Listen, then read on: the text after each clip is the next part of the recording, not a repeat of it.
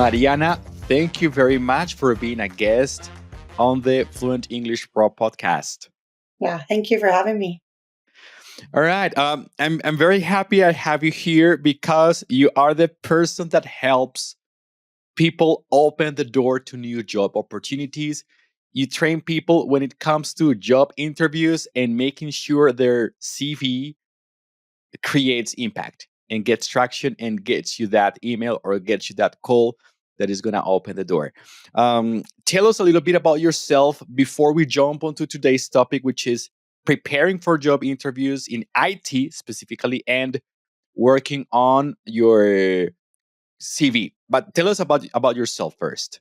Okay, pleasure to be here. I'm Mariana Vignola. I'm Argentinian and I live in the UK near Liverpool. So I've been working in this country for 6 years in IT related jobs, of course, in English and supporting teams in other countries, specifically South European countries. So I speak as well Italian, Spanish, Portuguese, and French.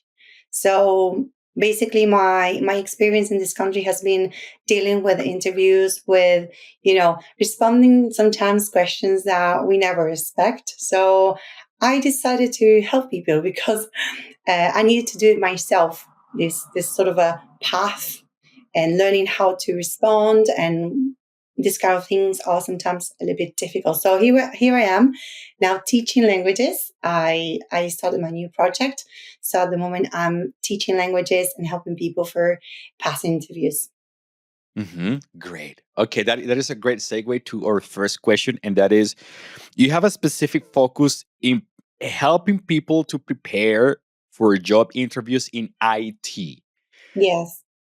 Are Yes. IT job interviews very different from other types of fields and industry? Like what makes it different from other industries? Well, it's a good question. Other fields can be more soft skills related or all full technical. Instead, this is a combination of technical assessment and behavioral evaluation. So that means that we need to, follow these questions, but not only responding very technically 100%, like, for example, an engineer, fully technician will respond.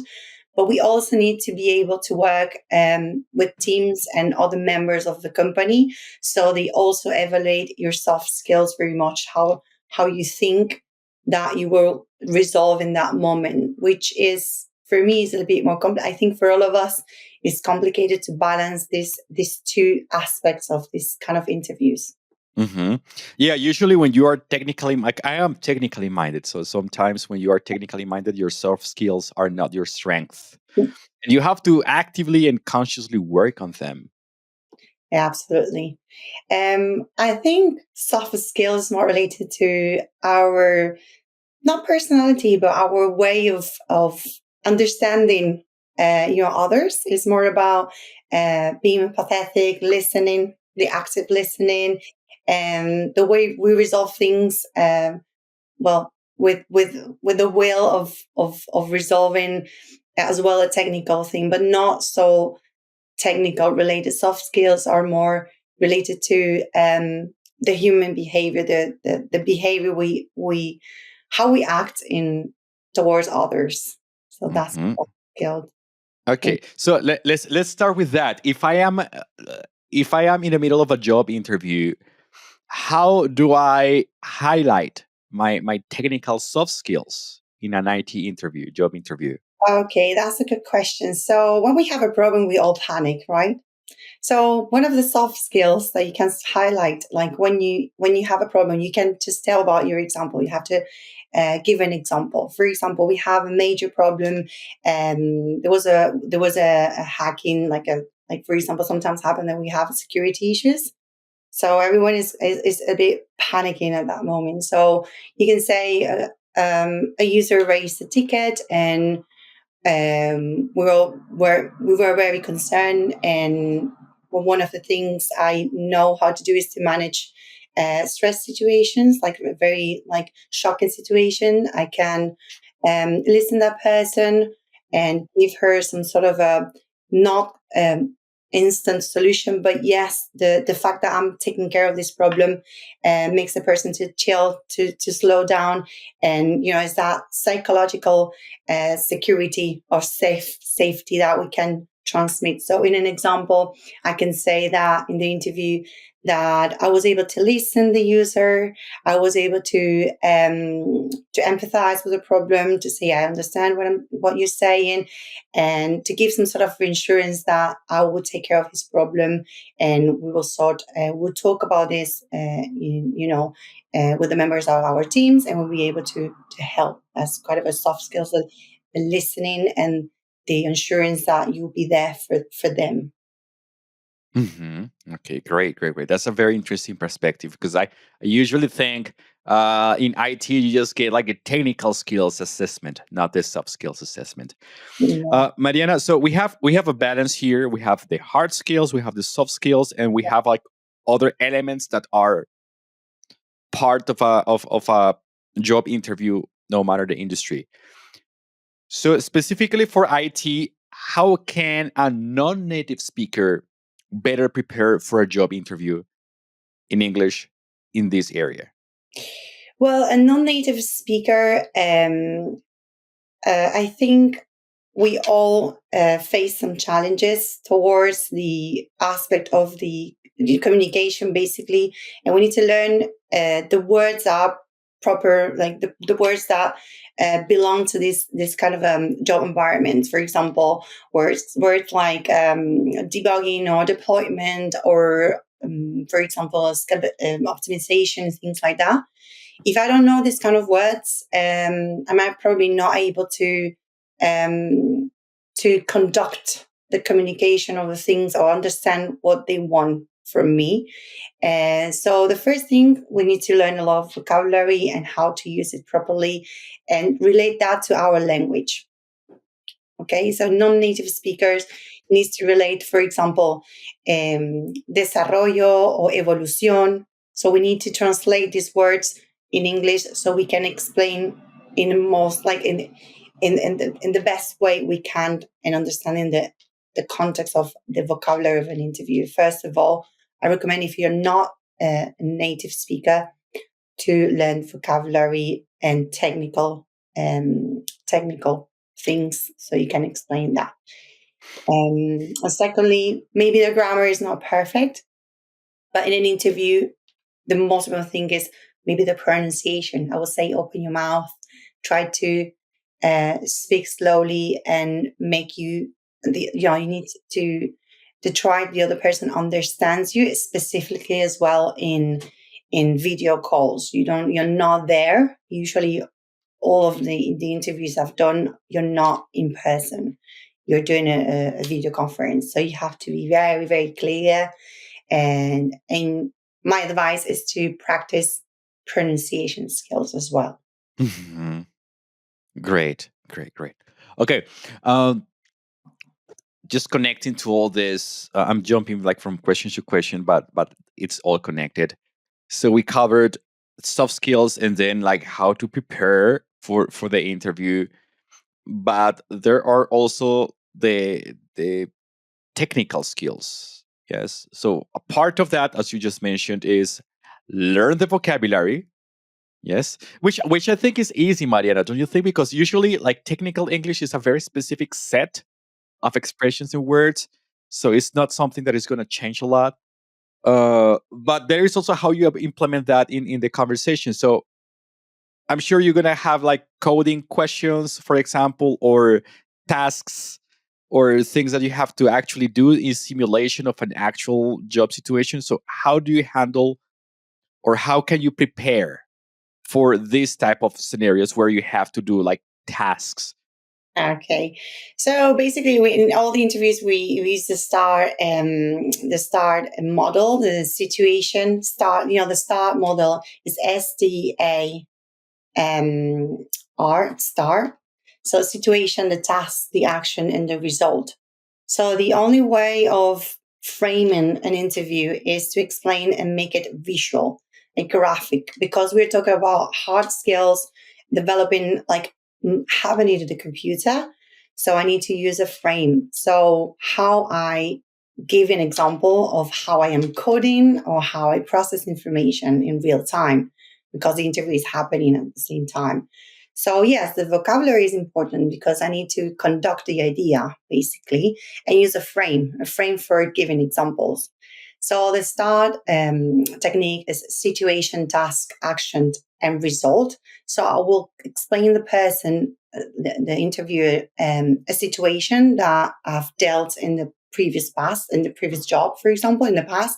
So, how you are able to resolve problems in real time. So, you present the situation, yes, the tasks that you have done at that time for resolving this problem. Whatever problem is not just only coding, because in IT, even if you're not a coder, you have many other issues that everything can happen with technology. So, the situation of the problem, the tasks, the things you probably needed to do, the action, how you take action, how do you get that, for example, ticket comes from a ticket or come from a problem on an alert or a command, just do this or code this or think about creating a hub, or if you commands and actions that you need to code so this happen, as a consequence that your thoughts need to create certain applications, or you work, so you present the actions, the things you would do for completing the tasks, and then as a result you will say, okay, as a result of all this, the situation was this. So there's a result to say, yes, I could create an app coding in this way. I create this code thinking about these processes or getting this element as examples. You have to give um, a very graphic demonstration of what you're able to do in your technical skills. So you have to frame the interview with a real example or something that you practice. So in the middle of all this explanation, that's why the vocabulary. If you don't have sometimes the words, you need to frame it as well. So for non-native, going back to the previous one, you need to be able to explain as well with certain words that they are not maybe in your first thoughts. They come in Spanish. So you need a lot of practice, basically. Um, Yeah, yeah. I'm thinking I have like my teacher mode active right now. So as you explain, I'm thinking like, of course, you need the technical vocabulary, but also you need the grammar tenses to explain like yes, the different steps, the imperative, the simple present, the simple past, and also like you need sequence adverbs and all these connectors in order to build a fully fleshed like process that you're going to describe in like description skills. So, like, you need to integrate a lot of skills in order to be able to present this to your interviewer. you have to be, I believe, a lot in structure. I'm not an structure person, but I learned through the years that it's as important as everything else. So you have half and half. The key of the success for me is the balance. So if you have a grammar that is what maybe it's not 100% correct, but you open your mouth, you try to communicate, you organize simple sentences that get a presentation, and then something that conduct the information, and that's the connectors that we don't use, Mhm. but when we explain situations, the connectors are vital because, okay, first of all, I started doing this and that, and afterwards, or I receive a call. Yes, you don't only need to manage the grammar. You can have grammar failures, but you cannot have chronological, like an explanation, um, Mhm. mistakes of explaining something and saying what needs to be said at the end, but saying at the beginning. You need a structure. It's not only grammar skills. You can fail in grammar. You can say a verb maybe wrong Uh-huh. in the past, but you cannot fail in the structure of the chronological order of an interview. Makes sense. And Yes. also, as a non native, if we don't understand the question, we can perfectly say, sorry, could you repeat that again? Because sometimes in these moments of, anxiety and feeling very stressed because we feel under pressure, we don't listen very much, to be honest. We want to respond what we have in our minds. So we need to be very careful and actually, sorry, because if we don't listen very well the question, what is going to happen is going to answer something that the person is not even asking. So you need to listen very well, first of all. And even if you have grammar mistakes, that's not a big issue to me. Like if I'm an interviewer, I'm not going to delete a candidate because he's making some little mistake. But if he's actually resolving good a situation and he's super good in the technical skills, I'm not going to discharge a person for that. I'm actually going to try because a bilingual person has as well other perspectives of things. So hiring a person that is not native really helps sometimes because give that perspective that native in the same environment they don't have. Like you have a person that thinks out of the box. So you have to show that as a positive thing, not that because you don't speak English is a negative thing. Do you know what I mean? So I think uh, in the multinational environment, the fact that you're not native, that could actually helps and as actually can be a remark. So I wouldn't say that that is something like a disadvantage. You have to show that is an advantage because you listen more carefully. If you don't listen, you stop there. You don't get stuck in the middle and go fast because you need to resolve. So you need a double or 10 times more attention than things that we do automatically that in this kind of job happened very Yeah, much. You can, yeah. the problem is the interpretation specifically. You can start coding. I don't code, but then the direction, we don't understand the direction and we do completely different thing, but because we didn't read the purpose or the proper direction of what they wanted us to do. Hmm. Do you know what I Yeah. mean? There's a lot going on, but in in conclusion, I would say first to have a frame, the structure. Then listen carefully, open your mouth, try to speak slowly. If you don't understand, can you repeat, please? Yes, sorry. Can you repeat, please? It's just fine. It's perfectly fine. It's perfectly acceptable that you need, even people native. I hear, I saw interviews that native speakers, they don't understand the accent. In the UK, we have tons of accents. Hmm. People don't understand Scottish people and they need to be, to help. And could you repeat me again? I don't get, your accent is so strong. That's not a problem. Not understanding the first time is really not a problem, actually. Yeah. Hey there. If you're enjoying the podcast, imagine how much more progress you could make with consistent, specialized support every week. Introducing the Fluent English Pro membership, designed specifically for busy professionals like you who want to keep improving their English even on a busy schedule. You'll find fluency activities, tutorials, mini courses, vocabulary builders, and live events, all focused on work and business English.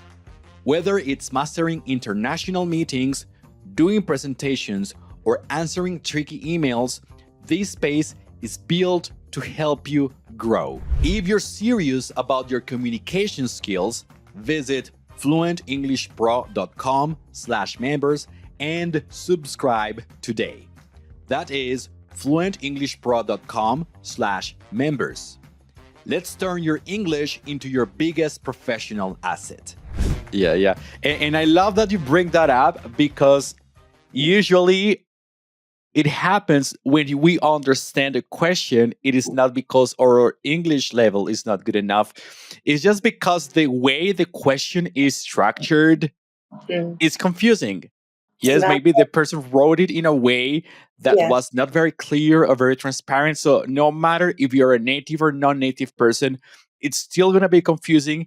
And it is very good and very positive for you to just ask for clarification and have a clear idea of what information is in it. So, Yeah, yes, yes, just say that's it. great. That's great.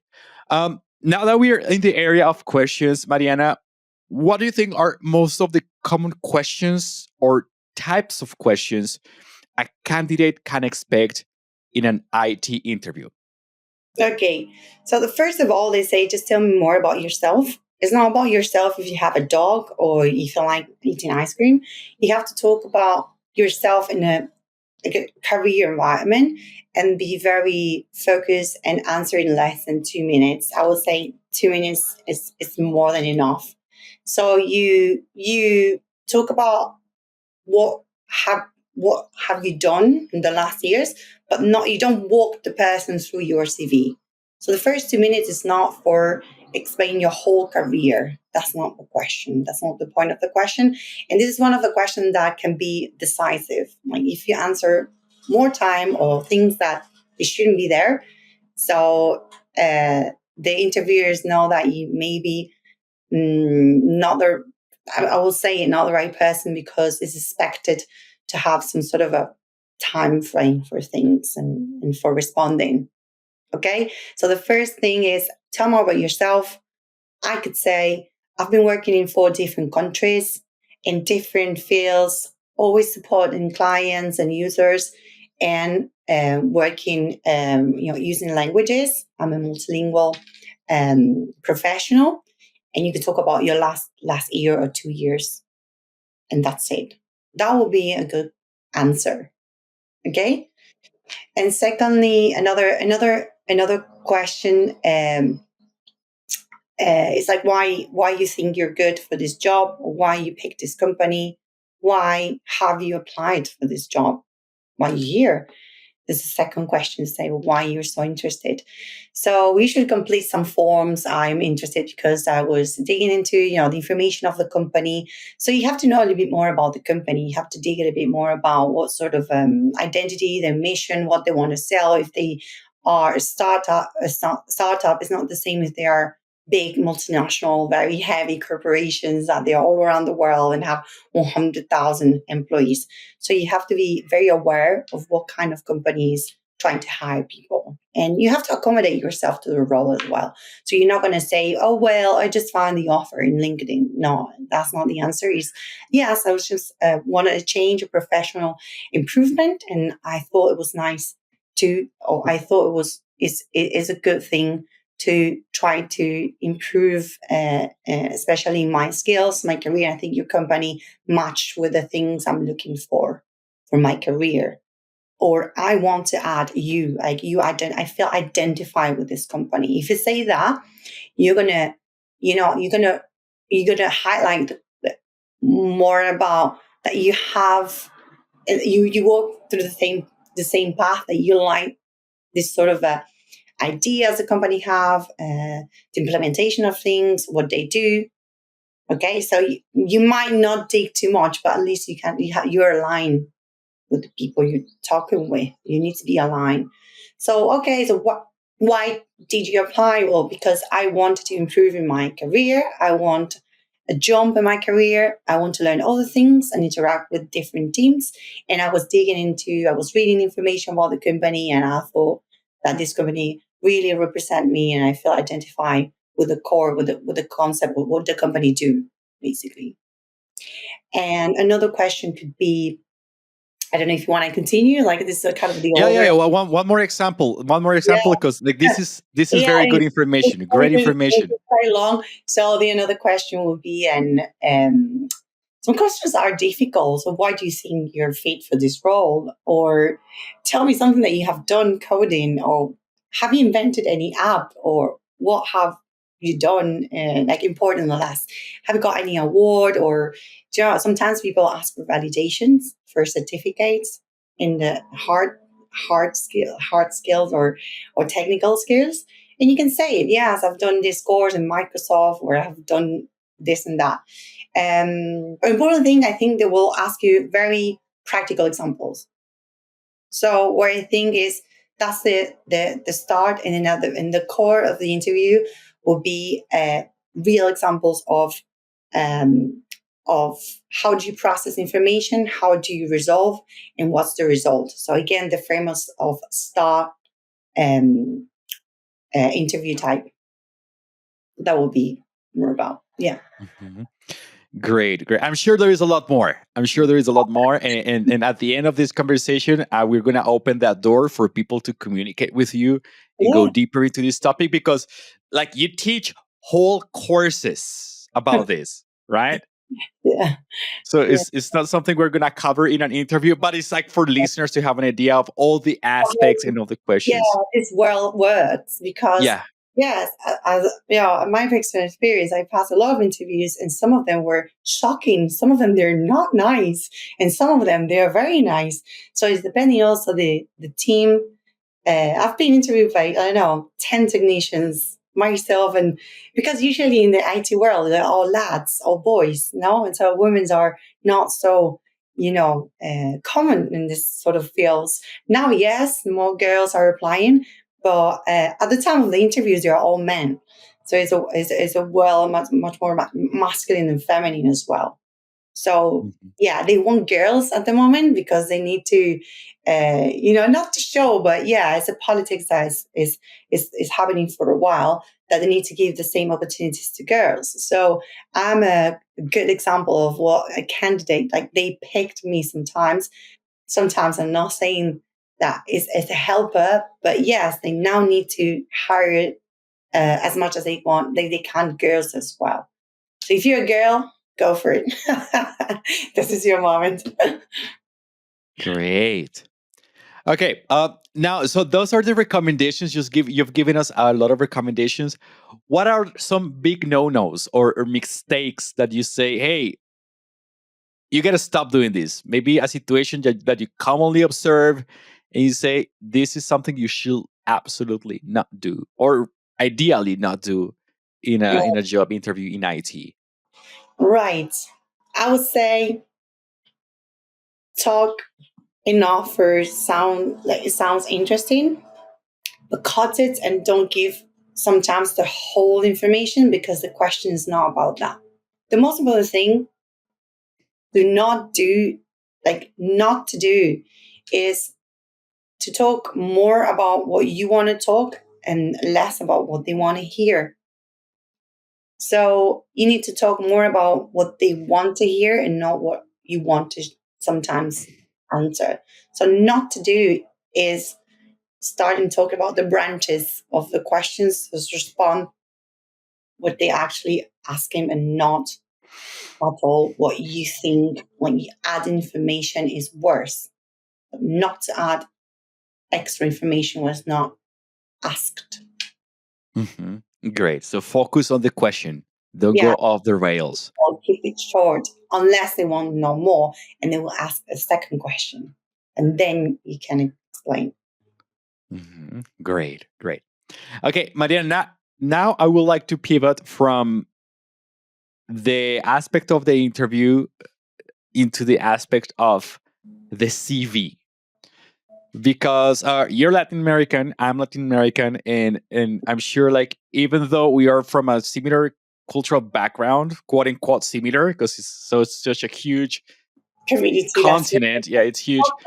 But like, I just say this because we can contrast this with the English speaking world, and that is CVs or resumes do not necessarily have the same structure across different countries or across different industries. mm-hmm. Yes, because sometimes people come up like, hey, how can I make my CV better? And they receive generic help or generic advice, which is helpful. But then you need like the nitty gritty details, the specifics to that particular country or that particular industry. Yes, In the absolutely. case of, and also we have, for example, AI. A lot of people are using AI for their Yeah, photos, so they look more professional. So like their background looks fancier. So yeah. how can I start working on improving my resume to fit the IT industry? Okay, that's a great question. First of all, in the UK, we don't use pictures. Secondly, we don't write our nationality or certain things. They're not needed. We don't. It's just because um, is a way of not prejudgment or not seeing a picture. They don't need a picture of you at the beginning unless then you have the interview. So in the UK, you don't need to add personal data. You don't need to add anything. It's just your name and then that you're based in Liverpool, for example, your phone number and your email. That would be all. Okay. Now, if you're married, if you whatever, no, they don't care. They don't want that information, and it's something that doesn't work in this country. Okay. The only thing that you can put on top if you drive. UK full license. You don't need more than your cell phone, the phone number, your mail, and your name. That will be all. We don't use pictures here. Okay. In other countries, yes, you can use the technology for having a different background or some correcting some features of your face, but I won't recommend that. I think people should keep it as it is, use a normal picture. Secondly, we use the title. The structure is you can use more graphic CVs, like for example, writing in bubbles or in different places, different formats, the letters. But I keep it simple. Personally, I keep it simple, and I write first. We don't write first the work experience. I prefer first the education, the languages you speak, and then the work experience. Okay, so first of all, like a short um, first of all, sorry, on the top of it, a summarize of what what do you do or who are you. So a summarize could be 5 lines on top, saying more about your way of work, your perspective, your career background. It's just not the whole CV. It's just like in LinkedIn when on top they say about you. So you can write about me and write a little bit more about your personal characteristic. Keep it always um, attached to who you are because the technologies tend to make it more robotic and you cannot read of your own personal mark or your own personal identity. So I would say that a CV could be rewritten by artificial intelligence, but you need to keep the core of the things you actually have done and not making fancier and if you don't have that experience. So basically, yes, you can write it better with a assistant, a writer assistant like Claude or ChatGPT. But in short, they need to read a person and not like a perfect, you know, like a robot. So yeah, can make it better, can improve it. But the information, the core information has to be the company you work for, important things that the years you've worked, and your tasks, your functions, the name of the role and the functions. I will keep it simple because people that they are hiring us, usually they are older than us sometimes, or maybe younger, but they still take the the common format. They still take that. And the problem is like if you rewrite the whole thing, they have in human resources, they have artificial intelligence checks, so they can tell if you write it with that. So paraphrase things, but then in human resource in each company, they will see if the whole thing was written with chat GPT. So I think it was a little bit silly to change your whole CV and just make it look perfect and actually doesn't show who you are, basically. Yeah, okay, that's a very interesting point that you just mentioned. I was thinking about it because I have known of candidates getting dismissed or discarded because it was evident they were using Yeah, AI in their replies to tasks and into yeah, like requirements. And also, and maybe you have been there yourself as well. I work with a lot of AI generated content. So even if I don't filter it through an AI detector, I can tell. yeah. It takes me 5 seconds to tell this is human made or this is AI made.